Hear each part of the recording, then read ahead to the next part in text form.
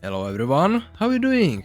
I know there wasn't a video for a long time on this channel and there is a good reason for it, because I have been hyper focusing on Gems Defenders with all the feedback I got from everyone involved in the latest semi-public beta test. And before we proceed any further with this topic, let me just mention that if you are interested in trying this game for yourself and helping me make it the best I can, there is a way to do it. Just join my Discord server, link to it is in description, drop by, chat with us, and when the next beta test comes by, just ask for an invite. Anyway, this time around I got massive amount of feedback from mainly two testers. While everyone involved provided some form of feedback, which is always welcomed, there were two people that stood out.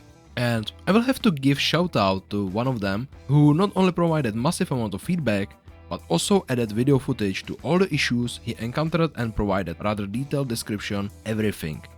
His name is Tesaks and there is a link to his YouTube channel in the description down below. Go and check his work. But now for the video, we can finally start. So, if you have been following my game dev journey for a while, you might remember that there used to be this pesky bug with gems that kept basically breaking the game through the development, and whenever I thought I finally fixed it, it turned out I only made it more rare.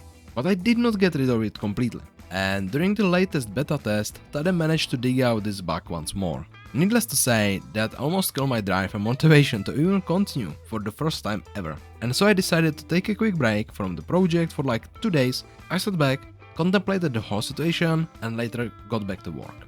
The thing is, and I need to mention it right now, because it will clear a bunch of stuff later on, that I managed to break the game much more than just the match-free part. Anyway, I had my old nemesis back and I only had one goal in my mind: fixing the goddamned bug for once and for good. So I opened Unity, Visual Studio, made a cup of tea and started debugging the whole match-free part controller. So my line of thoughts back then was the issue is probably caused by controls and input. And while talking with Tade, I figured it only happens with rapid clicks. During testing I managed to recreate this issue while running macro that clicked at least 10 times per second while rapidly moving mouse around. Even that was not reliable enough, and to recreate the bug I had to spend few minutes just letting the macro click while moving the mouse. We will get to the reason why later on. So I went through all the controls and did not find single issue with it. Not wanting to waste even more time just messing around, I decided to use more drastic approach. I basically went through the whole process from input to movement, through score calculation and all the way back to destroying match games or moving unmatched games back.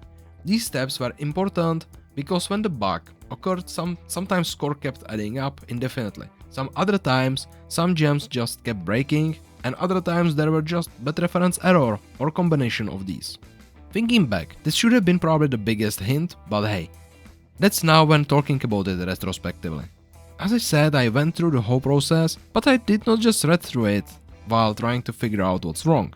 I reworked and rewrote it, and to be fair, some parts of the code were well due to be rewritten. Especially the parts that I did not rewrote the first time around, reworking match-free part of the game, as it was more than 2 years old code and I learned a ton in the last 2 years. Also remember that I only started seriously coding like 4 years ago, so I guess you can tell that there was a space for improvement. Long story short, I rewrote the code. But I kept using my namespaces to save some time, improve the code, massively increase the performance, and decrease the size of the code as well as readability. But I didn't fix the bug. I have to give myself massive pat on the back for actually commenting the code even back then, so it was rather quick and easy to understand everything and rework it. But now I had reworked code with the same bug, and only part I did not touch so far were the namespaces. And in one of such namespaces I had what is called a list. Essentially for all the non-programmers, it's just a place to store multiple of the same items, in my case gems. And to make it easier to understand, just imagine a box into which reference, or basically in real world analogy, paper with name and position of the gem would be saved into.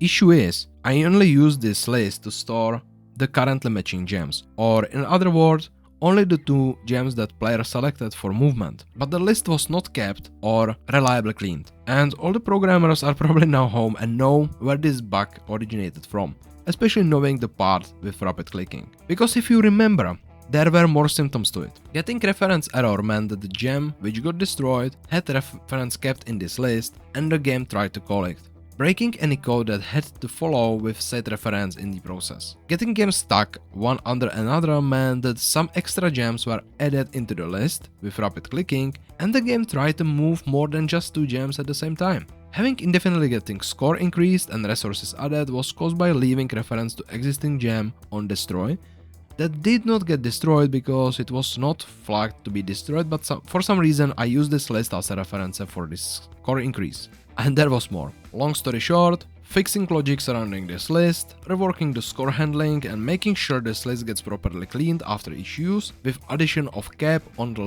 limit of how many gems there could be, meant that I actually and hopefully finally managed to beat this old nemesis of mine, and the bug that plagued my game for years should be finally gone. No, is finally gone. Also, controls input on gems got changed. I don't exactly remember when I changed it that input was accepted only on straight X and Y axis, but I reworked it that now it's accepted on the whole angle around the gem. The gem movement is now determined by the mouse position. I guess it's easier to show it on the video than to explain, so there is a clip of it. There have been much more that was happening around Gems Defenders and in my life as well for the last month or so, but this was the biggest and most important thing that finally happened. And I will call it now because the video is getting long and honestly I am getting tired, so make sure to leave a like and subscribe to my channel. Let me know your thoughts about Gems Defenders or your own project, or just say hi in the comments. That's up to you. And I will catch you next time. See ya!